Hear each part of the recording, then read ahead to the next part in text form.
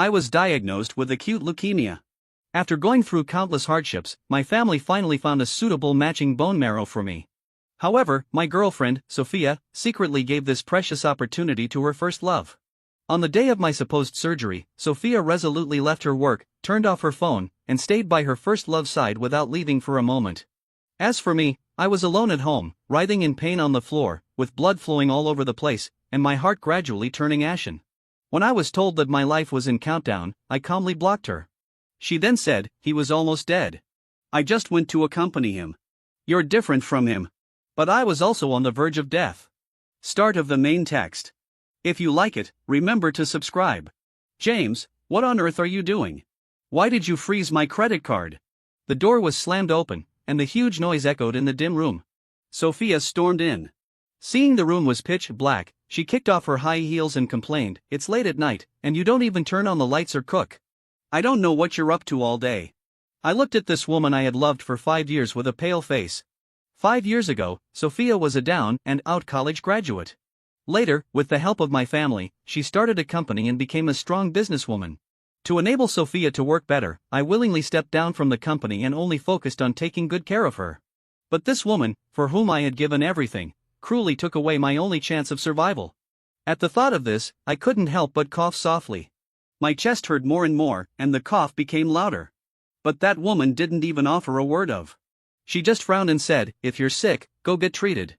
I stared straight at Sophia and questioned, "Why did you give away the bone marrow that matched me to someone else without permission?" She was stunned, then said somewhat uneasily, "You didn't seem to be in a hurry. My friend has been sick for several years, and the match happened to be successful for him. I thought you had just gotten sick, and you had more time, so I gave it to him. But I didn't have that much time at all. Acute leukemia progresses extremely fast, and this matching was obtained by my family with great difficulty." Sophia pretended to be pitiful and coquettishly said, "Honey, you won't blame me, will you? Your family is so powerful. It's just a match. If we lose it, we can find another one. Don't be angry with me. I promise I'll never do such a thing again. When you're hospitalized, I'll go to the hospital to take care of you every day." As she spoke, Sophia sat down beside me and reached out to put her arm around my shoulder. A faint mint smell wafted in the air, which was the perfume her first love liked. This woman was with her first love just a second ago, and now she was pretending to be affectionate to me. It was really disgusting. Slap! I forcefully slapped Sophia's hand away. She showed a shocked expression, then immediately said impatiently, "What are you doing? Still getting angry over such a trivial matter? Do you know that you stopped my card today, and I almost failed to pay? Do you know how embarrassing I was? You're simply crazy." I didn't know. All I knew was that this stupid and selfish woman had taken away my only way to survive.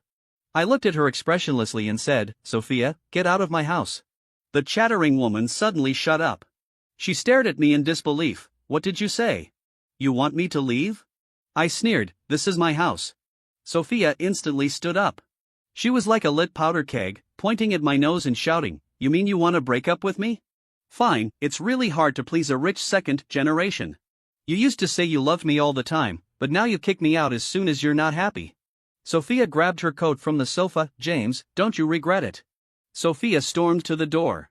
Seeing that I was watching indifferently without any intention of stopping her, she stopped in place and shouted loudly, "James, even if you kneel in front of me and beg me next time, I won't want you anymore." I was left alone in the quiet room. Cough, cough, cough, my throat was extremely itchy, and my whole body ached terribly. I started coughing continuously, almost coughing my lungs out. The next second, I felt something warm slowly flowing from my nose. I raised my hand and wiped it, and my hand was full of blood. After getting sick, I often had sudden nosebleeds, and Sophia had seen it several times. At first, she would help me wipe it clean in a slightly flustered manner, but later she would just watch coldly and keep saying, "You're so disgusting. Can't you control it? David is sicker than you, and he doesn't act like this." In Sophia's heart, David was so perfect and handsome. Even when he was sick, he was worthy of sympathy and love. I coughed until my vision was blurred, and tears couldn't help but well up. But the hatred in my heart grew stronger. If it weren't for her, I would have already had the surgery and entered the recovery period. I sat numbly on the sofa for a long time, then took out my phone and dialed my brother Mark's number. I was born into a happy family. My parents had some savings, and Mark had a good, listed company. They loved me, and they once truly liked Sophia, hoping she would treat me well. But in the end, things didn't go as expected. After I got sick, my parents took care of me wholeheartedly, and Mark used all his connections to help me find a matching bone marrow. Eventually, he managed to get it from the son of a big shot in the circle. The other party asked for a large amount of compensation and finally agreed to transplant it to me. But unexpectedly, the call from the hospital confirming the surgery was accidentally answered by Sophia. By the time we found out, David had already had the surgery, and the donor couldn't donate a second time within 3 months. Because of this, my father was so angry that he was hospitalized, my mother cried all day, and my brother held my hand and told me that he would definitely find a way to save me. I was very grateful to have such a family. I really didn't want to leave them. But fate was so ridiculous. I called Mark to apologize and hoped he could take good care of our parents and not be sad for an unfilial son like me. Mark was silent for a long time before saying, "You've always been their pride and also mine." I burst into tears. "Brother, help me sell this house." "Okay," he replied. This house, which carried the 5-year memories of Sophia and me, was finally sold smoothly. In the last days of my life, I didn't return to my relatives. The pain brought by the disease not only tormented me but also my loved ones. I cowardly chose to end it. I mixed the medicine with hot water and swallowed it, then fell into a deep sleep. Gradually, I felt the pain in my body getting lighter. When I opened my eyes again, I was surprised to find that Sophia was standing in front of me. Everything was white. This was the hospital. Her eyes stared straight at me, and I couldn't help but take a step back in disgust. The next second, I was shocked to find that she actually passed through me. I had become a transparent ghost and was forced to follow her. "David, why did you get out of bed?" Sophia rushed towards David behind me. "Your face is so pale. Are you not feeling well?" I turned my head and saw David wearing a hospital gown. His face was extremely pale, but he had carefully sprayed perfume. David said, "I'm fine. It's a bit stuffy in the ward. I want to go out for a walk." Sophia attentively supported him and said, "I'll accompany you." David nodded and then pretended to ask casually, "Sophia, you haven't been back for a week. Won't James be angry?" Sophia said indifferently, "It's okay. He's very generous. He didn't even call me for so long." David was surprised and said, "This means he's angry with you. He must be angry that you've been taking care of me in the hospital." "It's all my fault." David pretended to be pitiful and said, "If it weren't for the fact that I have no parents and can't find anyone to take care of me, and even this illness was cured by you, I'll pay you back the money as soon as possible." Sophia was really infatuated. My brother said that Sophia's company was having trouble with cash flow recently, but she could still take out a large sum of money to have surgery for David. She coaxed David a few words and said she would go back to get some clothes to change and then come back. I watched Sophia drive home. Unfortunately, she didn't know that I had thrown all her things away. Ding, ding, ding, the door lock kept sending out the wrong password prompt. Sophia frowned and complained, "That bastard James actually changed the password." As she was speaking, the door was suddenly pulled open, and a burly man appeared at the door, frowning at Sophia. "What are you doing?" Sophia was startled, then asked angrily, "Who are you?" "Honey, who's been trying to open our door?" A woman in a red nightgown peeked out. The woman immediately blocked the man and looked at Sophia somewhat warily. "Who are you? Why are you keep pressing our door password?" "I've called the security." "Behave yourself."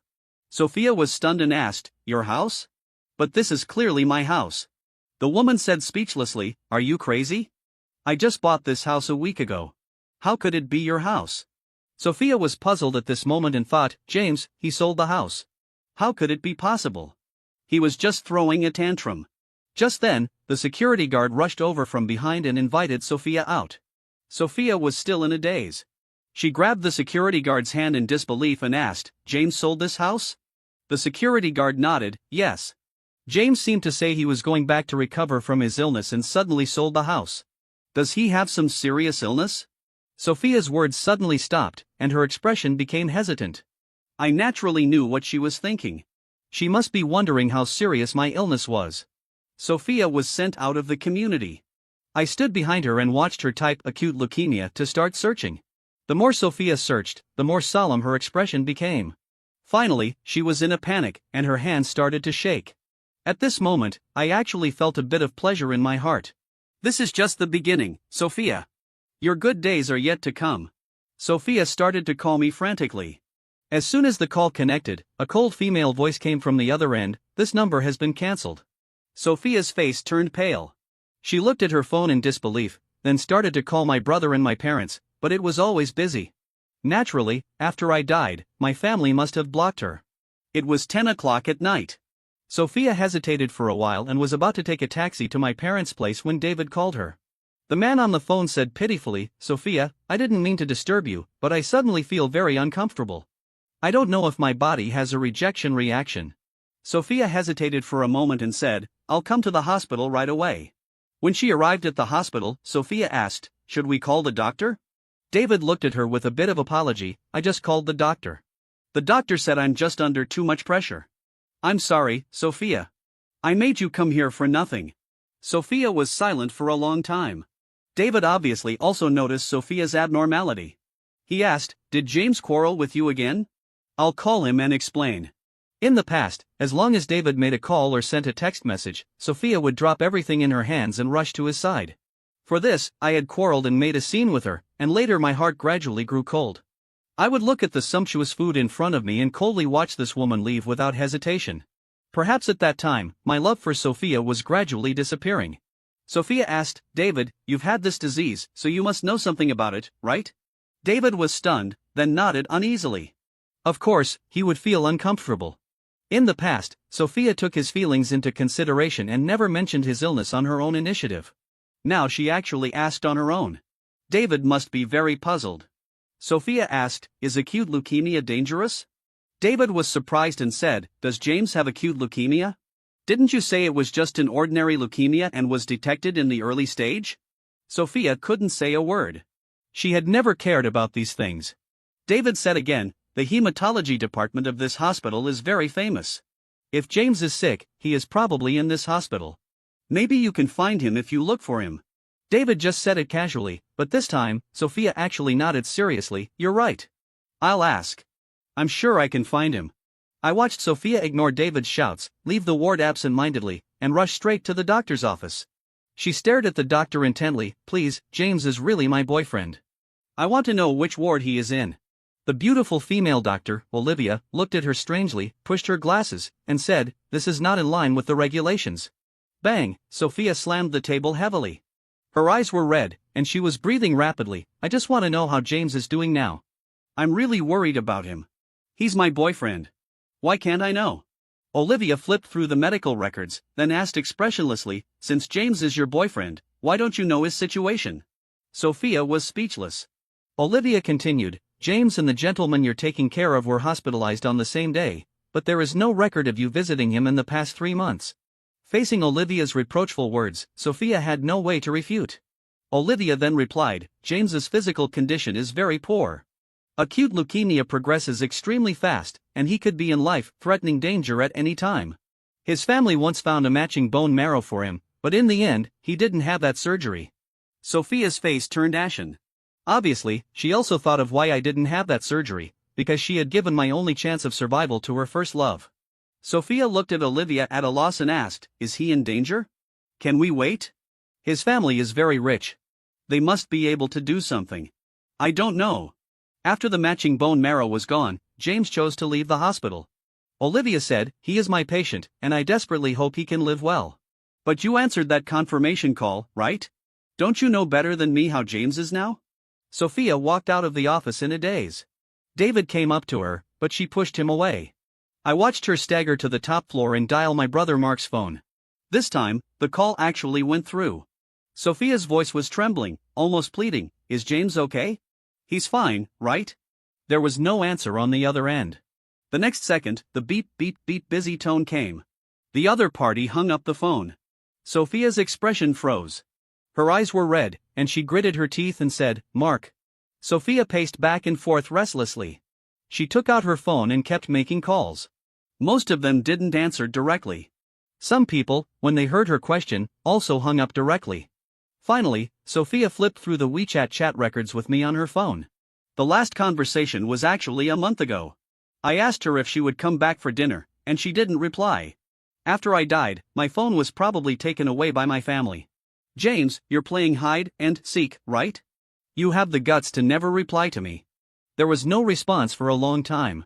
Sophia's originally beautiful and tidy clothes were now full of wrinkles, and her hair was a mess. She was panting, like a trapped animal.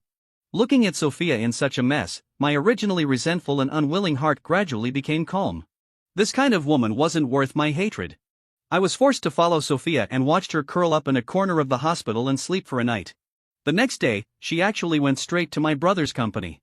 "I want to see Mark." Sophia stood at the front desk and shouted. The receptionist girl looked up at the messy Sophia and said, "Ma'am, do you have an appointment?" Sophia pointed at herself in disbelief and asked, "Appointment? Are you asking me? Don't you know me? I'm Sophia."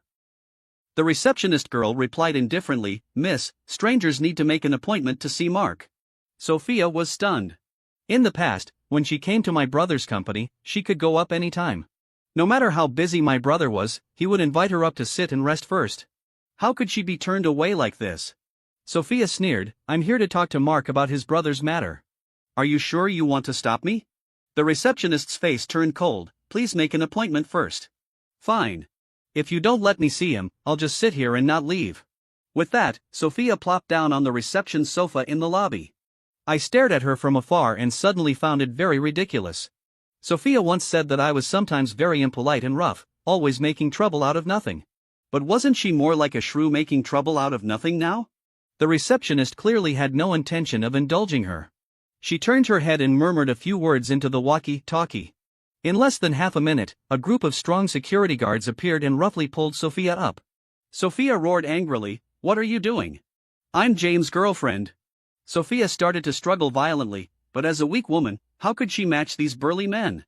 I watched as she was dragged out like a dead dog, and one of her high heels fell off during the struggle. Sophia kept shouting that she was my girlfriend, the sister-in-law of the future CEO of Thunder Company, and asking how these people dared to treat her like this. But everyone just looked at her indifferently. Sophia finally realized something was wrong. She lay on the ground and looked up at the receptionist, who was looking down at her, and asked, "Did James really abandon me? How ridiculous." I didn't know if she was pretending to be stupid or really stupid. She still didn't believe that something had happened to me at this point. The receptionist girl, with a look of disgust on her face, was about to speak when she saw Sophia's eyes staring straight behind her. I followed her gaze and was shocked. It was my brother, Mark, whom I hadn't even seen for the last time. He was wearing a sharp black suit, his face looked a bit haggard, and at this moment, he was coldly watching the farce in the lobby. I couldn't help but take a step forward and said, "Brother." I felt wronged and sad, but as a ghost, I couldn't even shed tears. Sophia struggled to run in front of my brother and eagerly asked, "Is James okay? I heard his illness is very dangerous." Mark said, "You knew his illness was dangerous, yet you gave the quota to someone else behind our backs." Sophia froze and said, "Wronged, I didn't know at the time. James seemed fine. So I gave it to David first." "Where did James seem fine?" Mark said with hatred in his eyes. "James would lose a lot of hair during each chemotherapy, and at night, when the illness flared up, the bone pain kept him awake all night. You, on the other hand, were out socializing until midnight and then made him, in that condition, take care of you." "Is Sophia even human?" Sophia replied in a low voice, "But James never told me these things." Mark looked at Sophia, getting angrier. "Did you give James a chance to tell you?" "Sophia, ever since David contacted you, your whole heart has been on him. For that man, you even risked the company's cash flow break to send him to the best hospital and even snatched away my brother's only chance of survival." Sophia immediately retorted, "No, I like James. I saved David only because I couldn't bear to see him suffer. He's also alive. How could I just stand by?" Mark sneered and said, "Did David ever tell you that he has 3 houses in New York and millions of dollars in savings?" Sophia's voice stopped abruptly. She looked at Mark in disbelief. Mark looked at her with disgust and said, "I'm really looking forward to seeing how far that guy will go for you. You want to see my brother? Let's go." With that, Mark walked out the door first. Sophia hesitated for a second and then immediately followed. I didn't know how long I could still exist in this world. Seeing Mark at this moment, I felt mixed emotions. I followed him closely, just wanting to spend more time with him. Along the way, my eyes were always on my brother. He stared expressionlessly out of the car window. I couldn't read the emotions in his eyes clearly. He looked very haggard. I felt a bit guilty. I chose to end my life to get rid of the pain, but it put all the pressure on Mark. He suddenly lost his brother and still had to take care of our elderly parents. I gently placed my hand on his, remembering when we were kids. Our parents were very busy, and it was my brother who took care of me. Although he was reluctant in words, Every time I played tricks and refused to walk, he would silently carry me on his back. Later, when I said I liked Sophia, even though he didn't think highly of her, he still helped her. Without him, Sophia's company would probably have gone bankrupt long ago. I bitterly cursed Sophia in my heart. She was really heartless and ungrateful. I was really blind back then. The car stopped steadily. Sophia was stunned. When she opened the car door and got out, she stumbled and almost fell. Only then did I realize that Mark had taken Sophia to the cemetery. Sophia's legs went weak. Mark casually pointed at 2 bodyguards and said, "You two, carry her. Since she wants to come, let her kowtow properly to my brother." The evergreen trees in the cemetery stood upright. Mark walked forward step by step and finally stopped in front of a new grave. The stone slab of the grave clearly looked newly sealed. There was no tombstone, and it was filled with flowers. He turned his head against the light and looked at Sophia. "Didn't you want to see James?" The color drained from Sophia's face. She walked forward with heavy steps, but tripped over her own feet and fell to her knees in a sorry state. The flowers in front of the grave were knocked over by her. She somewhat nervously tried to hold the flowers up and then slowly looked up at Mark. I noticed that her eyes were bloodshot. Sophia shouted angrily, "You're lying to me, right? How could James die? It's only been a week, just a week." "James was killed by you," Mark said coldly. Sophia trembled all over and stared at Mark in disbelief. "Sophia, you're talking nonsense. How could I harm him?" Mark raised his hand and made a vague gesture in the air, then asked softly, "Why not? This disease is very painful when it attacks. I saw the home surveillance. James was writhing in pain on the floor, but he couldn't even cry out because there was no one at home. He wanted to get his phone, but his hands were shaking so much from the pain that he couldn't even dial the phone.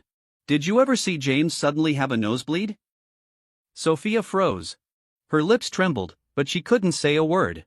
Mark wasn't going to let her off. He continued, "The blood fell on the ground, and James was alone, kneeling on the ground, slowly wiping the blood clean. I felt a bit embarrassed. If I had a physical body, I probably could have dug out a 3-bedroom apartment on the ground. Although my illness was critical, because I ended my life early, I didn't really suffer as much as Mark said. Mark deliberately exaggerated my suffering, probably just to torture Sophia." My eyes fell on Sophia. His goal was indeed achieved. Sophia sat on the ground in a daze, big tears rolling down.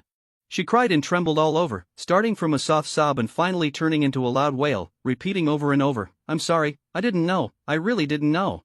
Her voice became hoarse, and in the end, she started to kowtow to my grave continuously, with increasing force. I couldn't help but frown. Her pain gave me a bit of pleasure, but if possible, I didn't want this woman to dirty my path to reincarnation. Obviously, Mark had the same idea. He waved his hand, and the bodyguards lifted Sophia up. Mark said, "My brother called me before he died." Sophia's eyes slowly fell on Mark. Mark raised his chin slightly and said word by word, he said he hoped Sophia would never bother him again, and he hoped to have no more contact with you. Sophia trembled all over. Her eyes stared blankly at the cemetery. After a while, she slowly got up and said, "Yes, it would have been better if he had never met me." With that, she turned around and slowly left the cemetery. I looked at her back in confusion. Sophia's state seemed very strange, as if she had lost her soul. I reluctantly looked back at my brother, who was still standing by the cemetery, and then regretfully followed Sophia. She actually went back to the hospital where David was. I felt a bit annoyed. I didn't know when I could get rid of this stupid woman. I thought that this time when Sophia returned to the hospital, she would be affectionate with David again, but unexpectedly, she entered the room with a cold face. When David first saw Sophia in a mess, he was startled. Then he gradually calmed down and said softly, "Oh, Sophia, what happened to you? How did you get like this? Did you quarrel with James?" Even after I died, I still had to be dragged out and taunted by David. What a despicable man and a shameless woman. In the past, if David coaxed Sophia like this, he could definitely make her smile happily. But this time, Sophia grabbed his hand and stared at him intently. Sophia pleaded, "David, I have something to ask you." David was taken aback and immediately said, "What do you mean by asking? You've helped me so much. If you encounter any difficulties, I'll definitely help you." Sophia continued, "There's a problem with my company. Can you lend me some money?" David asked, "How much do you need?" Sophia said, "5 million. 5 million? David exclaimed. "Where would I get that much money?" Then he realized he had overreacted and quickly added, "Sorry, Sophia. I almost spent all my savings on my illness. I only have 5,000 yuan left. I'll give it all to you. He held Sophia's hands with both of his. When I get better and earn money, I'll give you more. Sophia stared at him and said, really? With those properties and savings you have in New York, you can't even scrape together 5 million? David looked at Sophia in surprise. Then his eyes rolled, and he continued, Sophia, did someone tell you something?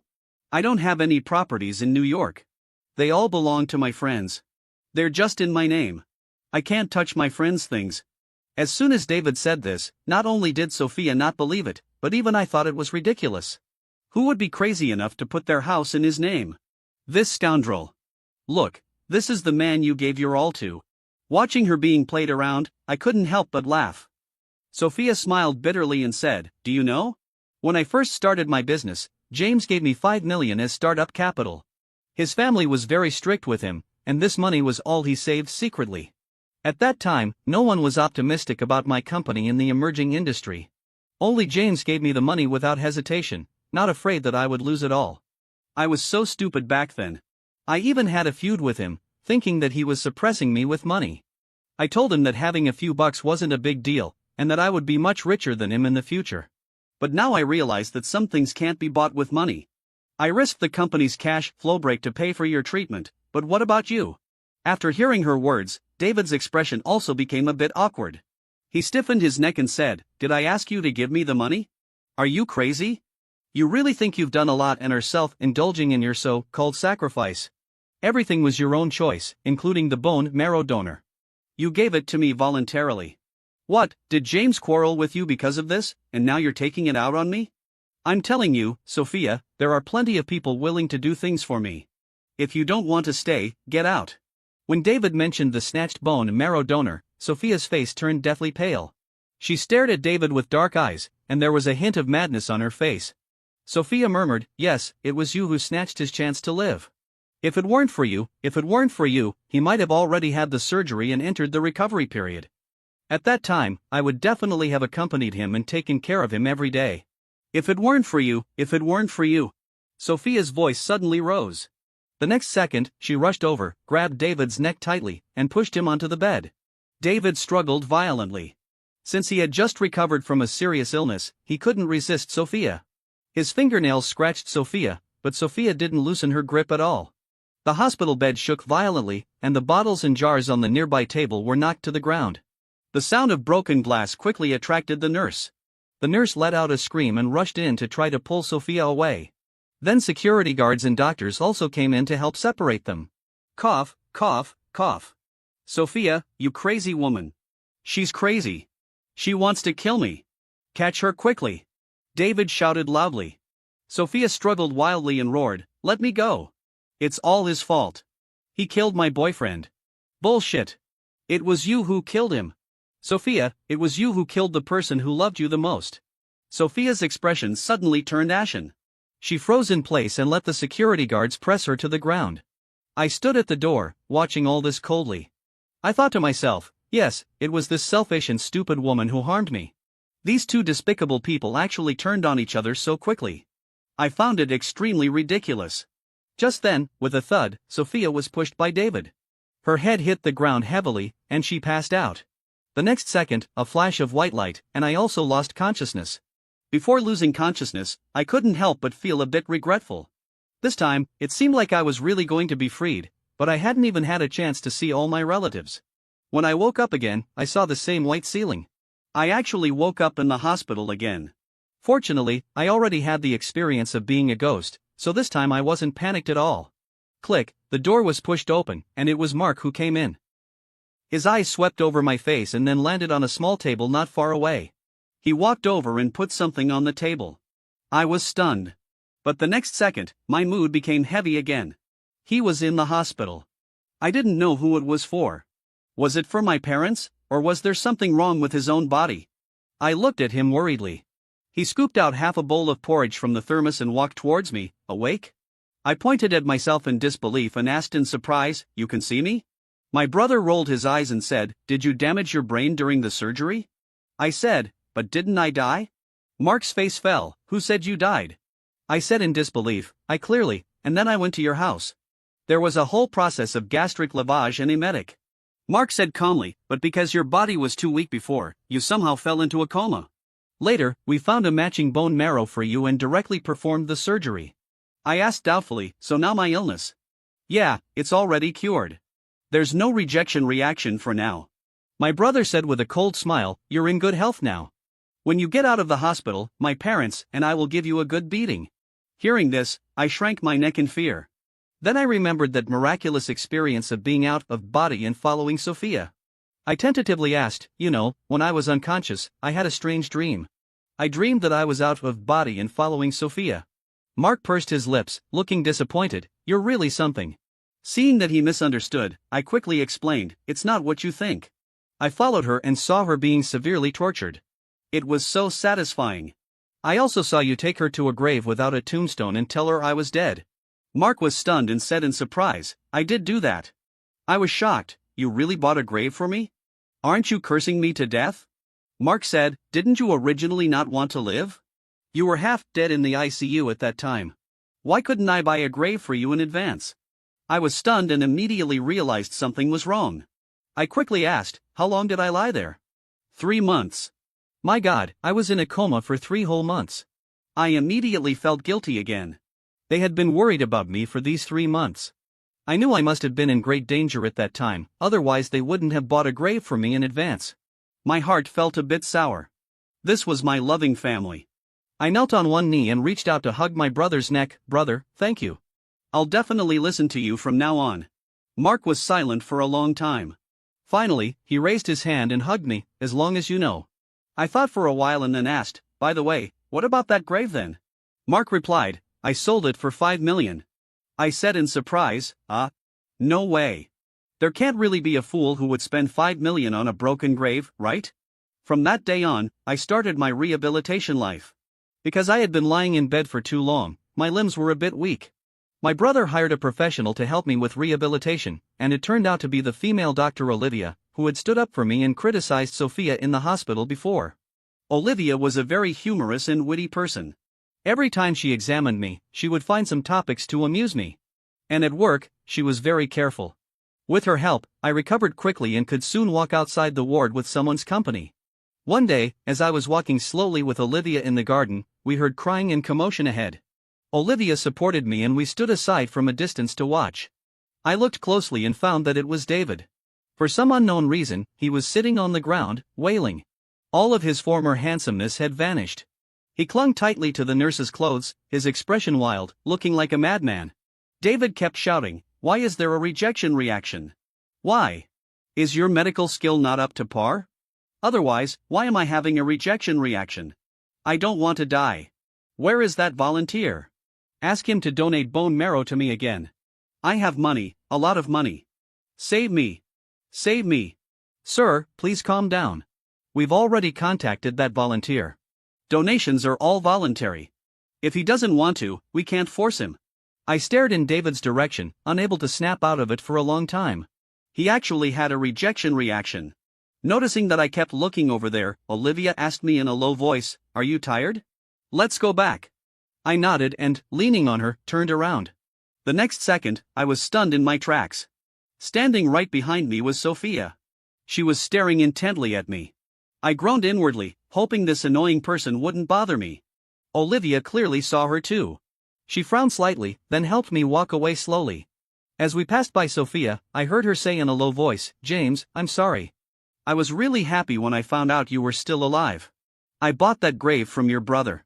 If I die, I want to be buried in it. If there's a next life.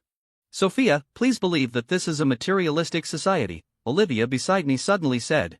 If you count on the next life for everything, doesn't that mean you've been a failure in this life? Be more realistic. If you can't even live this life well, why do you think you'll be able to be a human in the next life? Sophia's voice stopped abruptly. Olivia really had a sharp tongue. I almost wanted to applaud her. She saw me looking at her, gave me a gentle smile, and led me away slowly.